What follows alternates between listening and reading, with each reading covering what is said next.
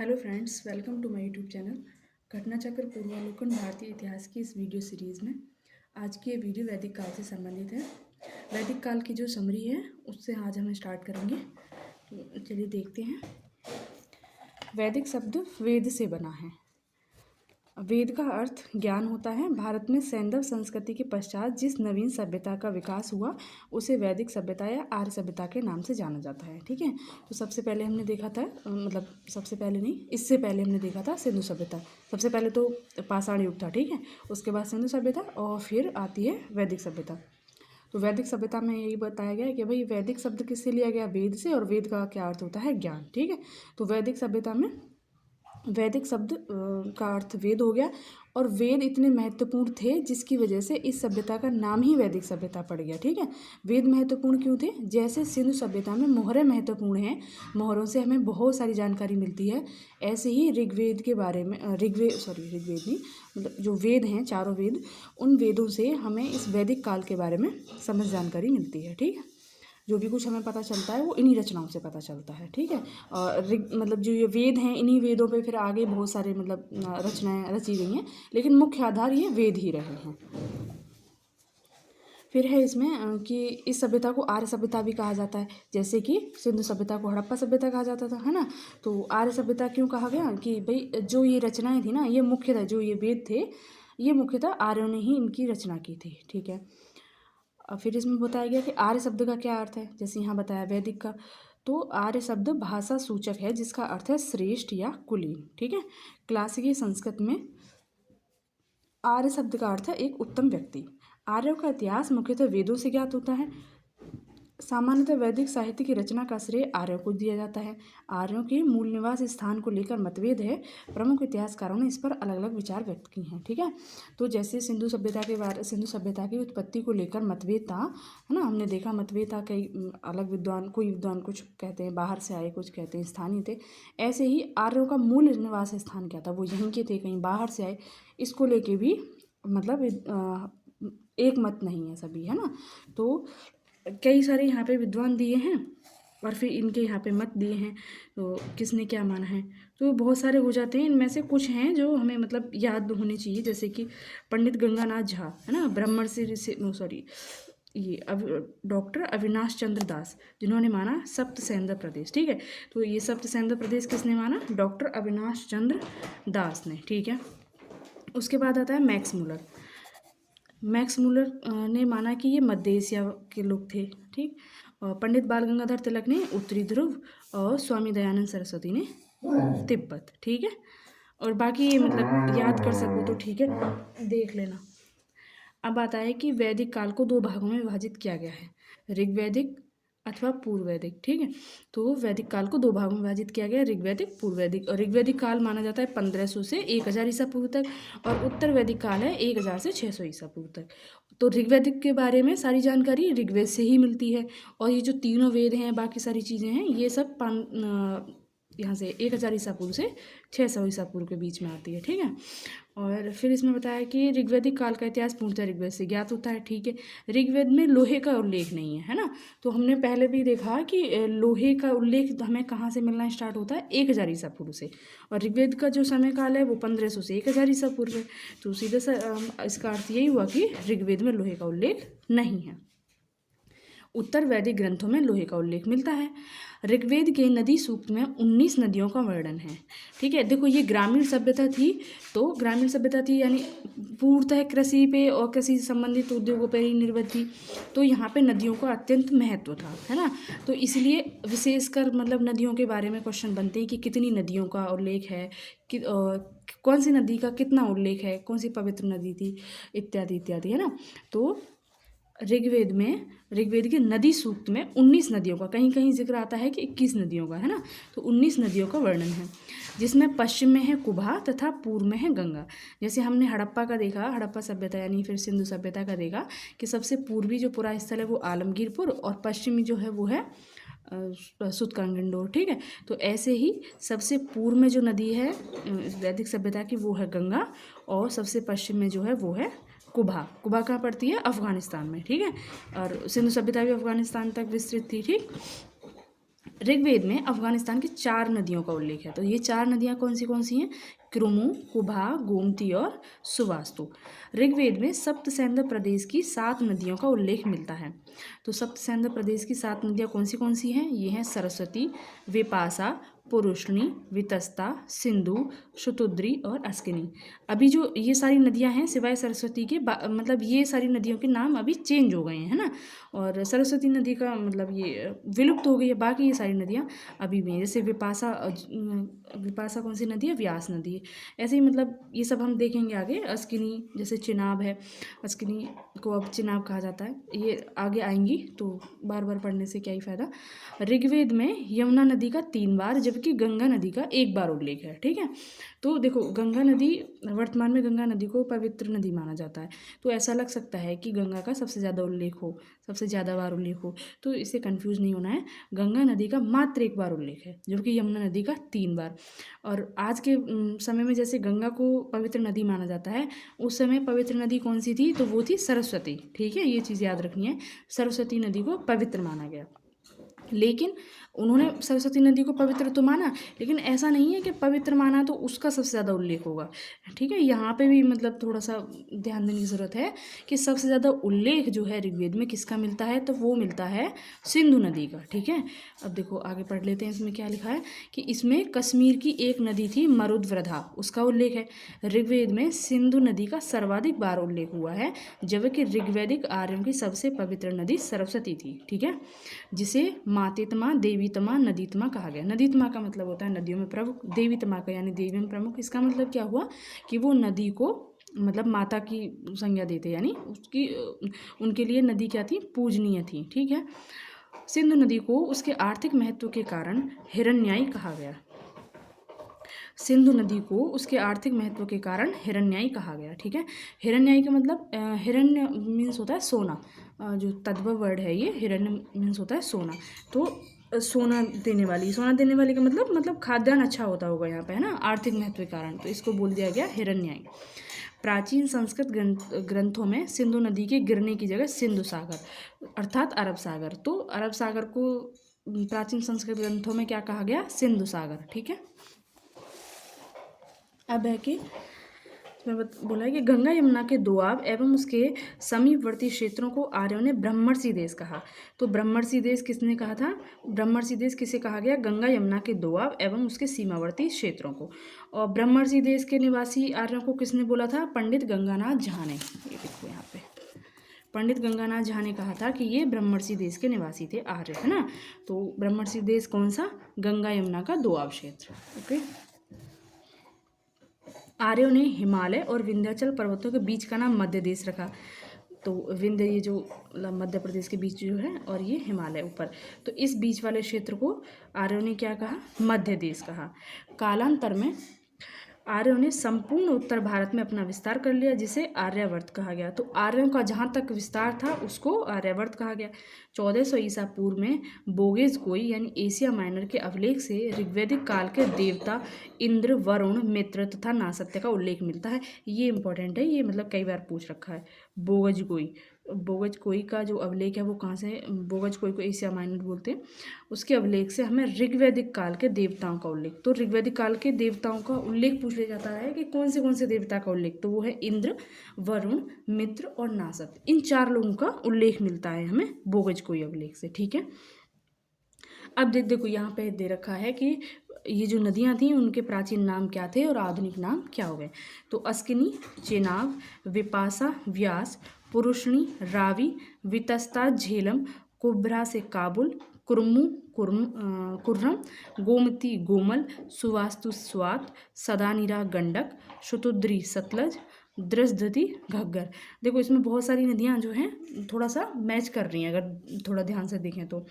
देखो इसमें जैसे पुरुषनी है ना, पुरुषनी में हो गया रावी, तो पुरुषनी इसमें आर आ रहा है तो इससे थोड़ा सा हम कनेक्ट कर सकते हैं कि रावी होगा। बाकी कुभा, काबुल इमेज कर रहा है, कुर्मू से कुर्रम, गोमती, गोमल, सुवास्तु से स्वात। ठीक है, गंडक को सदानीरा अब भी कह देते हैं, सदानीरा गंडक। ठीक है, सुतुद्री, सतलज, ये वाली नदियाँ तो लगभग मैच कर रही हैं, है ना। और बाकी ने देख लेना। विपाशा व्यास ये भी मैच कर रही है। वैदिक साहित्य को श्रुति भी कहा जाता है, ठीक है। तो श्रुति किसे कहते हैं? वैदिक साहित्य को। श्रुति का शाब्दिक अर्थ है सुना हुआ, है ना, क्योंकि उस टाइम पे ना लिखा नहीं गया था, सुन सुन के जो ये परंपरा थी ऋग्वेद के मंत्रों इत्यादि की, वो मतलब कैसे अपने जो गुरु थे, गुरु शिष्य परंपरा थी, तो गुरु अपने शिष्यों को जो ज्ञान देते थे, मंत्र वगैरह जो देते थे, वो बोल के और उनको याद कराया जाता था, तो लिखा हुआ नहीं था, इसीलिए वैदिक साहित्य को बोला गया श्रुति। तो श्रुति का शाब्दिक अर्थ है सुना हुआ, ठीक है। भारतीय साहित्य में वेद सर्वाधिक प्राचीन है। तो भारतीय साहित्य में सर्वाधिक प्राचीन वेद हैं, क्योंकि जो हड़प्पा का जो साहित्य है वो तो पढ़ा ही नहीं गया ना, तो भारतीय साहित्य में वेद को सर्वाधिक वेदों को सर्वाधिक प्राचीन साहित्य माना जाता है। वेद 4 हैं, ऋग्वेद, सामवेद, यजुर्वेद और अथर्ववेद। ऋग्वेद, यजुर्वेद तथा सामवेद को वेद त्रयी या त्रयी कहा जाता है, ठीक है। ऋग्वेद, यजुर्वेद और सामवेद को, अथर्ववेद को नहीं कहा जाता, ये ध्यान रखना, अथर्ववेद को नहीं कहा जाता, वेद त्रयी में ये तीनों वेद शामिल हैं, ठीक है। मतलब थोड़ा सा याद करने का ये कर लो कि अथर्ववेद कैसा है, मतलब अर्थ मीन्स क्या होता है, धन होता है ना, तो वो धन से लेना देना है, तो इस वजह से उसको अलग कर दिया होगा, मतलब याद करने के लिए बस। वेद के 4 भाग होते हैं, संहिता, ब्राह्मण ग्रंथ, आरण्यक और उपनिषद। जैसे वेद हैं तो वेद को फिर 4 भागों में ऐसे करके बांटा गया। तो वेद के ये सारे जो हैं इसके भाग हो गए, तो उसमें सबसे पहले आ गया संहिता, फिर ब्राह्मण, फिर आरण्यक और उपनिषद, ठीक है। तो इन्हें भी हम देखेंगे, ब्राह्मण ग्रंथ कितने हैं, आरण्यक कितने हैं, उपनिषद कितने हैं, जैसे 18 तो सॉरी पुराने, तो हम इन्हें भी देखेंगे आगे, इन चारों को। ऋग्वेद में कुल 10 मंडल तथा 1028 सूक्त और 10,552 ऋचाएँ हैं। तो ये जरूर पता होना चाहिए कि 10 मंडल और 1028 सूक्त, ये ना भी याद हो तो कोई दिक्कत नहीं। 1017 सूक्त साकल में तथा 11 सूक्त बालखिल्य में। ऋग्वेद के 2 से 7 तक के मंडल प्राचीन हैं, ये छोड़ सकते हैं, लेकिन हाँ ये याद करना है कि पहला, और देखो इसके 10 मंडल हैं, ठीक है, लेकिन 2 से लेके 7 तक के मंडल प्राचीन माने जाते हैं। एक है मतलब पहले मंडल को प्राचीन मत समझ लेना, पहले मंडल को माना जाता है कि वो बाद में जोड़ा गया, वो शेपक है, और 10वां भी। तो 2 से लेकर 7 मंडल तक जो हैं ये प्राचीन माने जाते हैं, बाकी सारा माना जाता है कि वो बाद में जोड़े गए। अब है कि ऋग्वेद के मंडल एवं उसके रचयिता। तो ऋग्वेद को जैसे मंडलों में बांटा गया, ऋग्वेद जैसे पूरी रचना है उसमें ऐसे करके मंडलों में बांटा गया, तो अलग जैसे 10 मंडल हो गए, 2 से लेकर 7 तक ये प्राचीन हो गए और ये बाद में हो गए, बाद में लिखे गए। तो कौन सा मंडल किसने लिखा है ना, तो ये बहुत सारे हैं, तो इसमें ऐसा कुछ ज़्यादा याद करने की ज़रूरत है नहीं, क्योंकि 10 मंडल है, इन्हें कहाँ तक याद रखेंगे, है ना। लेकिन किस मंडल में क्या दिया गया है, कोई कोई मंडल जैसे इंपॉर्टेंट है वो देखेंगे। जैसे 10वां मंडल है, हम इसमें देखेंगे, जैसे ये 10वां मंडल है, इसमें देखेंगे कि जो वर्ण व्यवस्था है ना वो यहीं पे मिलती है ना। देखते हैं अभी आगे इसमें लिखा है आएगा। ऋग्वेद के तृतीय मंडल में गायत्री, तो गायत्री और तृतीय ऐसे याद रख लेना। तो ऋग्वेद के तृतीय मंडल में गायत्री मंत्र का उल्लेख है। इसके रचनाकार विश्वामित्र हैं, तो विश्वामित्र ने लिखा था गायत्री मंत्र, और कहाँ पे, ऋग्वेद के तृतीय मंडल में। यह सवित्र या फिर सूर्य देवता को समर्पित है। तो ऐसा आ जाता है कि सवित्र का अर्थ क्या है, तो सूर्य देवता। ऋग्वेद के 9वें मंडल के सभी 114 सूक्त सोम को समर्पित हैं। 9वें मंडल के सूक्त हैं, 9वें मंडल के सोम को समर्पित हैं। प्रारंभ में हम 3 वर्णों का उल्लेख पाते हैं, ब्राह्मण, क्षत्रिय तथा वैश्य। शूद्र वर्ण का उल्लेख सर्वप्रथम ऋग्वेद के 10वें मंडल के पुरुष सूक्त में किया गया, ठीक है। तो शूद्र वर्ण का उल्लेख सर्वप्रथम ऋग्वेद के 10वें मंडल के पुरुष सूक्त में, 10वां मंडल है और पुरुष सूक्त है, जिसमें शूद्र वर्ण का उल्लेख सर्वप्रथम हुआ है। ऋग्वेद के मंत्रों का उच्चारण करके यज्ञ संपन्न कराने वाले पुरोहित को होता कहा जाता था, ठीक है। तो होता कौन था, होता वो था जो ऋग्वेद के मंत्रों का उच्चारण करके यज्ञ कराता था, ठीक है। उसके बाद ऐत्रेय तथा कौशितकी ऋग्वेद के 2 ब्राह्मण ग्रंथ हैं, ठीक है। ऋग्वेद के जैसे हमने देखा ना, ऋग्वेद के 4 भाग हमने देखे, तो ब्राह्मण, आरण्यक, उपनिषद, संहिता, ये जो 4 चीज़ें देखी हमने, तो जो 4 वेद है उनके चारों वेदों के क्या है, ब्राह्मण हैं, अलग अलग ब्राह्मण क्या है, मतलब ये रचना है एक तरीके से, ऐसे समझो। तो ऋग्वेद के 2 ब्राह्मण कौन से 2 ब्राह्मण ग्रंथ कौन से हैं, ऐत्रेय और कौशितकी, ठीक है। ऐत्रेय ब्राह्मण में शुनः शेप आख्यान का वर्णन मिलता है।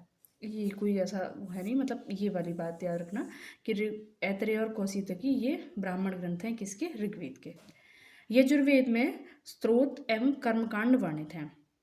तो ऋग्वेद यजुर्वेद में क्या है, स्तोत्र और कर्मकांड। तो कर्मकांड ऐसे पूछा जाए तो कर्मकांड का संबंध किससे है, तो यजुर्वेद से। यह वेद गद्य एवं पद्य दोनों में है, ठीक है, गद्य और पद्य दोनों में है। जो सामवेद है वो सिर्फ पद्य में है, आगे आएगा। यजुर्वेद के कर्म कांडों को संपन्न कराने वाले पुरोहित को अध्वर्यु कहा जाता था।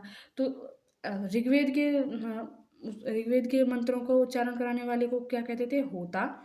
और यजुर्वेद के कर्म कांडों को संपन्न कराने वाले पुरोहित को कहते थे अध्वर्यु, ठीक है।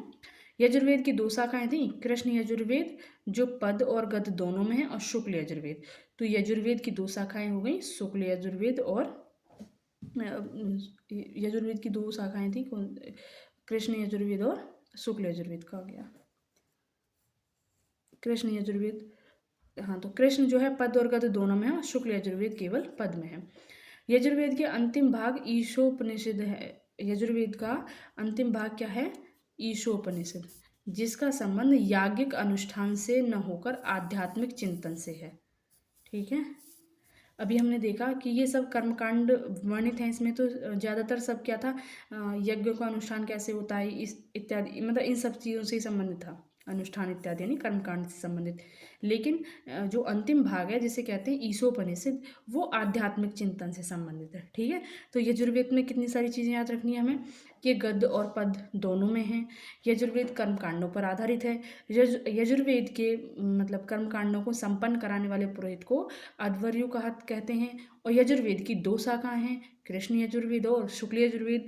कृष्ण यजुर्वेद पद और गद्य दोनों में है, शुक्ल यजुर्वेद केवल पद में है। और यजुर्वेद का जो अंतिम भाग है जिसे ईशोपनिषद कहते हैं, उसका संबंध याज्ञिक अनुष्ठान से न होकर आध्यात्मिक चिंतन से है, ठीक है। इतनी सारी बात हमें यजुर्वेद में याद रखनी है। फिर है शुक्ल यजुर्वेद के बारे में, कि शुक्ल यजुर्वेद के ब्राह्मण ग्रंथ कंडव तथा माध्यन्दिन थे, ठीक है। शुक्ल यजुर्वेद की संहिता को वाजसनेय भी कहा जाता है। शुक्ल यजुर्वेद की संहिता को वाजसनेय कहा जाता है, ठीक है। जैसे संहिता क्या है, अभी देखा ना, वो उसके जो भाग थे, संहिता, ब्राह्मण, आरण्यक, उपनिषद। तो शुक्ल यजुर्वेद की संहिता को वाजसनेय कहा जाता है, क्योंकि वाजसनेय के पुत्र याज्ञवल्क्य इनके दृष्टा थे। तो याज्ञवल्क्य ने इनकी रचना की थी। कृष्ण यजुर्वेद की मुख्य शाखाएं हैं तैत्तिरीय, काठक, मैत्रायणी, कंठ और कपिष्ठल। तो हमने देखा शुक्ल यजुर्वेद की जो संहिता थी उसका नाम क्या हो गया, वाजसनेय। और कृष्ण यजुर्वेद की शाखा जो है उनका क्या नाम है, तैत्तिरीय, काठक, मैत्रायणी तथा कठ कपिष्ठल, ठीक है। शतपथ ब्राह्मण शुक्ल यजुर्वेद का ब्राह्मण ग्रंथ है। तो शुक्ल यजुर्वेद का ब्राह्मण ग्रंथ कौन सा है, शतपथ ब्राह्मण। और अभी हमने देखा ऋग्वेद के ब्राह्मण ग्रंथ कौन से थे, ऐतरेय और कौशितकी, है ना, ठीक है। अब है शतपथ ब्राह्मण शुक्ल यजुर्वेद का ब्राह्मण ग्रंथ है, ठीक है। इसमें पुनर्जन्म का सिद्धांत, जल प्लावन कथा, पुरुरवा उर्वशी आख्यान तथा पुरुष मेद का वर्णन है।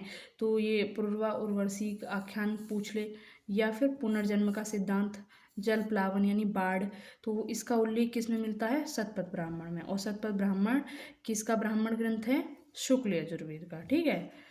साम का अर्थ, अब है मतलब अब सामवेद के बारे में चर्चा होने ली। तो साम का अर्थ संगीत अथवा गान से होता है। सामवेद में यज्ञों के अवसर पर गाए जाने वाले मंत्रों का संग्रह है। जो व्यक्ति इन मंत्रों को गाता था उसे उद्गाता कहा जाता था, ठीक है। तो होर्त, अध्वर्यु और उद्गाता। सामवेद में 1875 ऋचाएं हैं, जिनमें 75, जबकि कुछ विद्वान के अनुसार 99 को छोड़कर शेष सभी ऋग्वेद में भी उपलब्ध हैं, ठीक है। तो अब क्वेश्चन आ जाए कि कौन सा वेद ऋग्वेद मतलब ऋग्वेद की ऋचाओं का संकलन करता है, मतलब जो ऋग्वेद की ऋचाएं हैं वो किस अन्य वेद में पाई जाती है, तो वो सामवेद में पाई जाती हैं, ठीक है। तो ऐसा माना जाता है, कुछ लोग मानते हैं, मतलब कुछ विद्वान मानते हैं कि 75 ऋचाएं हैं, और कुछ कहते हैं कि 99 को छोड़कर शेष सभी ऋचाएं ऋग्वेद में भी उपलब्ध हैं, यानी सेम वही ऋचाएं सामवेद में भी हैं सिवाय 99 के।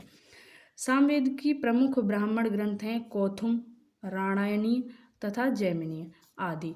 तो सामवेद के प्रमुख ब्राह्मण ग्रंथ कौन से हो गए? कौथुम, रामायणी और जैमिनी। अथर्ववेद में 20 कांड, 730 सूक्त तथा 5987 मंत्र हैं। इसमें 1200 मंत्र ऋग्वेद के हैं। तो मतलब वही है कि ऋग्वेद से काफ़ी कुछ इसमें लिया गया है। अथर्ववेद के मंत्रों का उच्चारण करने वाले पुरोहित को ब्रह्मा कहा जाता था। अथर्ववेद में मगध तथा अंग दोनों को दूरस्थ प्रदेश कहा गया। तो देखो ये अंग मगध जो है ना, ये दोनों क्या हैं? 16 महाजनपद जो थे, अभी आगे आएगा, उनमें से ये दोनों महाजनपद थे। ठीक है, तो ये महाजनपद मगध और अंग, ऐसा पूछ सकता है कि इनका उल्लेख कौन से वेद में है? तो ये अथर्ववेद में है।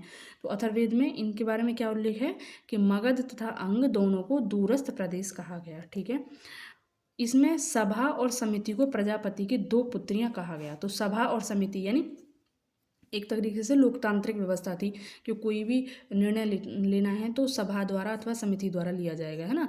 तो मतलब देखेंगे अभी ये सभा और समिति में कौन लोग शामिल होते थे, आएगा, इसमें नहीं होगा तो क्वेश्चन में होगा आगे। तो सभा और समिति को बोला गया प्रजापति यानी ब्रह्मा की 2 पुत्रियां। ठीक है, मतलब जो इनका सरदार होता था, जो इनका मुखिया होता था, वो अकेले निर्णय नहीं लेता था, उसमें सभा या फिर समिति जो थी, इनके विचार विमर्श से निर्णय लिया जाता था। तो सभा और समिति को प्रजा की 2 पुत्रियां कहा गया। किसमें? अथर्ववेद में। इसमें सामान्य मनुष्य के विचारों, विश्वासों तथा अंधविश्वासों का वर्णन मिलता है। तो अंधविश्वासों का वर्णन कहाँ है? वो है अथर्ववेद में। ठीक है, कर्मकांडों का है यजुर्वेद में, और सामवेद में क्या है? संगीत। अथर्ववेद की 2 शाखाएं उपलब्ध हैं, पिप्पलाद और शौनक। और कौन से वेद की 2 शाखाएं थी? यजुर्वेद की, शुक्ल यजुर्वेद और कृष्ण यजुर्वेद, है ना।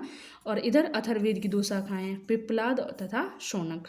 याज्ञवल्क्य गार्गी के प्रसिद्ध संवाद का उल्लेख बृहदारण्यक उपनिषद में है। देखिए, याज्ञवल्क्य एक ऋषि थे और गार्गी एक विदुषी।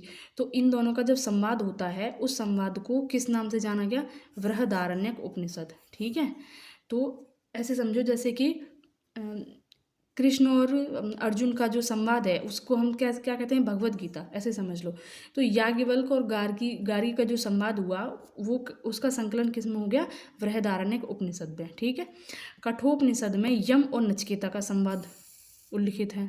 ठीक है, तो कठोपनिषद में किसका संवाद, किसका संवाद है? यम का और नचिकेता का। ठीक, कठोपनिषद कृष्ण यजुर्वेद का उपनिषद है। अभी हमने देखा ना यजुर्वेद के 2 भाग, कृष्ण यजुर्वेद और शुक्ल यजुर्वेद। तो कठोपनिषद कौन से यजुर्वेद का उपनिषद है? कृष्ण यजुर्वेद का। ठीक है, और कठोपनिषद में किसका संवाद है? यम का और नचिकेता का। सत्यमेव जयते शब्द मुंडकोपनिषद से लिया गया है।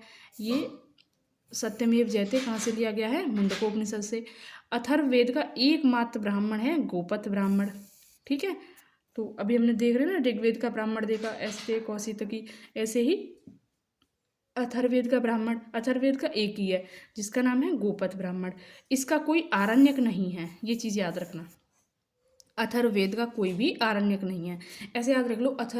अर्थ का मतलब अथर्ववेद में से हम अथर्ववेद की जगह अर्थ समझते हैं कि अर्थ मीन्स होता है धन, और आरण्यक मतलब होता है जंगल, यानी जिसके पास धन रहेगा वो जंगल में क्यों जाएगा, मतलब बस याद करने के लिए। तो अथर्ववेद का कोई भी आरण्यक नहीं है। ठीक है, उपनिषद दर्शन पर आधारित पुस्तकें हैं, इन्हें वेदांत भी कहा जाता है। तो उपनिषद क्या है? उपनिषद दर्शन पर आधारित पुस्तकें हैं, इन्हें वेदांत भी कहा जाता है। ठीक है, दर्शन पर आधारित हैं ये उपनिषद, मतलब इसमें कर्मकांड नहीं है, इसमें लॉजिकल बातें, ऐसे समझ सकते हैं। तो उपनिषद का अर्थ क्या है? शिष्य द्वारा ज्ञान प्राप्ति हेतु गुरु के समीप बैठना, उपनिषद। तो गुरु, इसका मतलब शाब्दिक अर्थ अगर हम देखें तो उपनिषद का अर्थ हो गया शिष्य द्वारा ज्ञान प्राप्ति हेतु गुरु के समीप बैठना। उपनिषद में प्रथम बार मोक्ष की चर्चा मिलती है। तो पहली बार मोक्ष की चर्चा कहाँ मिलती है? उपनिषद में, वेदों वगैरह में नहीं मिलती। यह शब्द श्वेताश्वर उपनिषद में पहली बार आया। कौन सा शब्द? मोक्ष शब्द। ठीक है, वेदांग की संख्या 6 है। वेदांग की संख्या देखो, वेदांत कहते हैं उपनिषद को, वेदांग अलग है। वेदांग हम पढ़ेंगे। वेद ये सारे क्या हैं? ये वैदिक साहित्य हैं। तो वेद हो गया और वेदांग अलग हो गया और वेदांत अलग हो गया। वेदांत हो गया उपनिषद, उपनिषद दर्शन पर आधारित पुस्तक है, इन्हें वेदांत भी कहते हैं।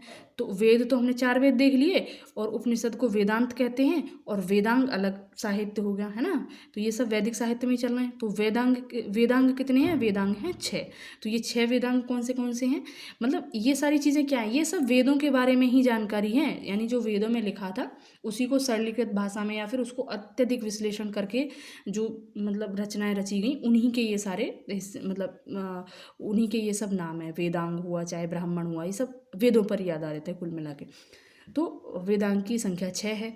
तो ये वेदांग कौन से हैं? शिक्षा, कल्प, व्याकरण, निरुक्त, छंद, ज्योतिष, ये 6 याद होने चाहिए, है ना। शुल्ब सूत्र में यज्ञ वेदियों को मापने, उनके स्थान चयन तथा निर्माण आदि का वर्णन है। ठीक है, तो शुल्ब सूत्र में यज्ञ वेदियों को मापने और उनके स्थान चयन, तो मतलब ये एक तरीके से इसमें गणितीय संकल्पनाएं हैं कुछ, है ना, शुल्ब सूत्र में। तो यज्ञ वेदियों को मापने के लिए उनका स्थान चयन, निर्माण आदि का वर्णन है। पुराणों की संख्या कितनी है? पुराणों की संख्या 18 है। और ये पुराण कौन से हैं? मत्स्य, एक मिनट, एक बार यहाँ से देख लो, शायद दिखा नहीं होगा पहले। उपनिषद में प्रथम बार मोक्ष की चर्चा मिलती है। यह शब्द श्वेताश्वर उपनिषद में पहली बार आया। वेदांग की संख्या 6 है। शिक्षा, कल्प, व्याकरण, निरुक्त, छंद और ज्योतिष। शुल्ब सूत्र में यज्ञ वेदियों को मापने, उनके स्थान चयन तथा निर्माण आदि का वर्णन है। पुराणों की संख्या 18 है। ठीक है, तो ये पुराण कौन से हैं? मत्स्य, मार्कंडेय, भविष्य, भागवत, ब्राह्मण, ब्रह्मावैवर्त, ब्रह्मा, वामन, वराह, विष्णु, वायु, अग्नि, नारद, पद्म, लिंग, गरुड़, कूर्म, स्कंद। बस इसमें ये याद रहना चाहिए कि 18 पुराण हैं। ठीक है, बाकी सारे रटने की जरूरत नहीं है। इनकी रचना किसने की? तो इनकी रचना लोमहर्ष ऋषि तथा उनके पुत्र उग्रश्रवा ने की थी।